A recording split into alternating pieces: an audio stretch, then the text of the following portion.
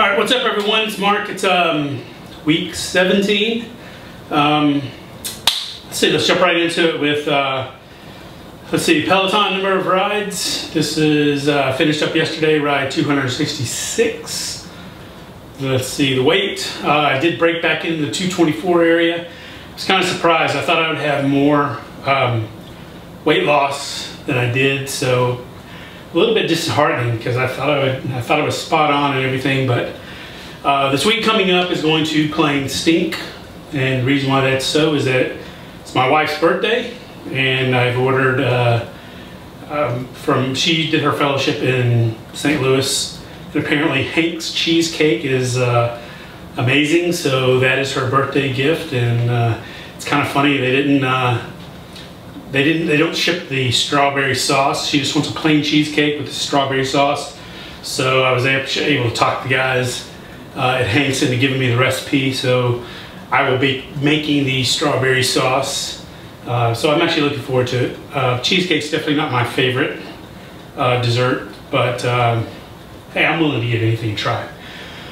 Let's see, so a little bit more about this week, or rather the last week, is I did a lot of starting to try to change up a little bit of my training in terms of, I did a lot of 60-minute rides this week instead of 45-minute rides as I could.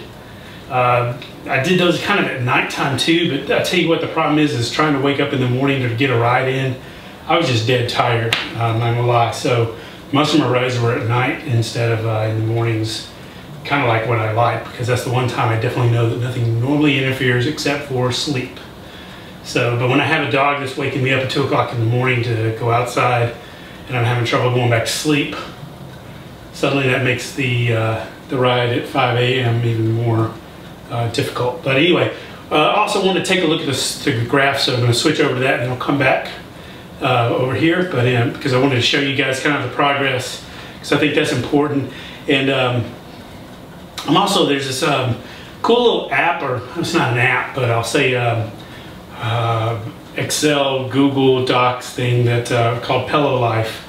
And I'm actually going to send an email to the guy because I'd like to do a review on it. Kind of gives you like the numbers thing on how you can analyze all the rides you've done, and it'll come out with averages and everything. So basically just takes everything to Google Docs and does some number crunching and spits out, you know, average heart rate, miles ridden, so, you know, kind of cool kind of stuff that I'd like to be able to sit there and provide to you guys, like, have I ridden 2,000 miles yet?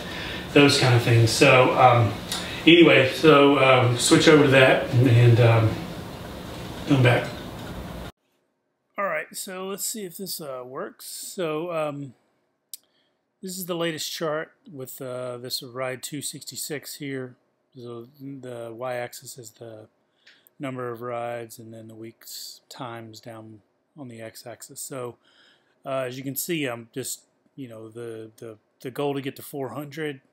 That's not going to be a problem. I mean, I'm 134 from there right now, so that's easily going to go, barring any injury. So managing to stay well above the 500 stretch goal. So, you know, if I look at that and keep stretching that out, you know, it's looking like around about the 550 area, which is really kind of cool. So anyway, that's the way the chart's looking so far. So very happy with staying on track with that. So this chart kind of helps me make sure that I'm maintaining that. And I imagine I'm going to kind of go more lateral, because I'm already only going to get about 3 or 4 rides in this week. So but that's no big deal. That's what the goal is, or it's what the buffer's for. So that's it for the chart.